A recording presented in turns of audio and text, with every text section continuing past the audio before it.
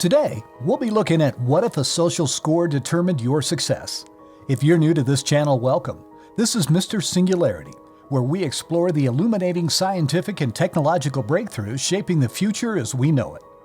In the episode of the Netflix dystopian drama Black Mirror, protagonists exist in the future where they have a social score that determines the conditions in nearly every part of their lives, who their mates are, where they can live, how people treat them, even how much they spend in rent.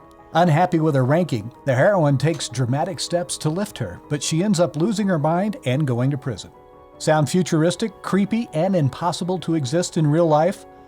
Unfortunately, no. Real-life, modern iteration of this scenario is beginning in China, where the government is introducing what it terms the social credit scheme. It is currently being piloted in the eastern provincial capital of Hangzhou. It is not known if any of the more difficult-to-measure requirements can be monitored, but the scheme plans to provide statistics on anything from traffic offenses to prompt payment to how individuals handle their parents. The Wall Street Journal categorized the credit groups into standard, social, and internet. Traditional inputs are not that far from how our financial credit ratings are derived in the U.S., monitoring the payment of bills, loans, and taxes. Any of the social inputs are not that out of the ordinary either. Criminal record and compliance with traffic laws, for example. But then it's a bit stranger. Academic integrity, charitable engagement, and the conformity with family planning legislation are all part of it. Perhaps the most strange group is filial piety, the Confucian virtue of reverence of one's kin, elder, and ancestors. How are you calculating that? Web input, especially a reduced privacy version of existing big data tracking, is the piece that will be last introduced, which will provide information about what people are purchasing online and their visual experiences with other internet users. Care twice before you like your friend's Facebook shot of a keg stand. A close leash. Government day-to-day monitoring is not a new phenomenon in China. Any working citizen of the country has a file named Dangan, which starts in high school and is later moved to his employer. Dangan introduces information about grades, spending patterns, friends, legal problems, and practically all other information that the boss may like to know about his workers. The value given to the Dangan has decreased over the last few decades since the economy changed from planned to free market, but the files can still be used against citizens in unfair and dangerous ways. The government also uses blacklists to limit people's actions or refuse them from such programs.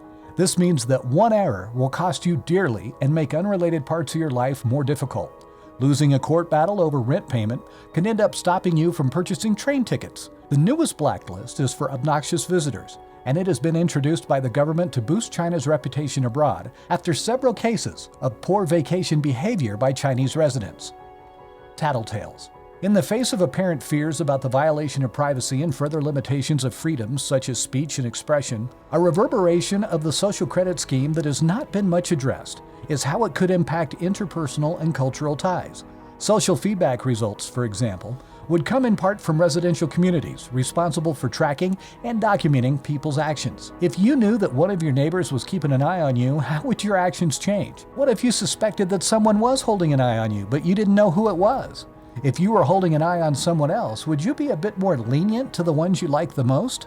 In addition to building a stratified community where upward mobility is more difficult, often arbitrary for low scorers, the structure could create all sorts of rifts between neighbors, employers, and even mates. The stated aim of the scheme is to allow the trustworthy to roam under the sky everywhere, while making it difficult for the disqualified to take a single step. I don't know about you, but I'd like to work hard to make sure I didn't end up on the discredited basket.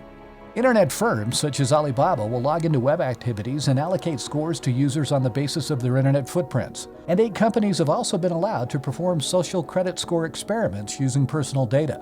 A very large population means huge data. With about 1.4 billion inhabitants, China makes up approximately 19% of the world's overall population. That's a lot of people, and a lot of people to track carefully enough to give a meaningful social credit score. If the number generated by an algorithm decides access to higher education, the quality and the amount of loans, and whether or not one is admitted to luxury hotels, it is very critical that the number be correct.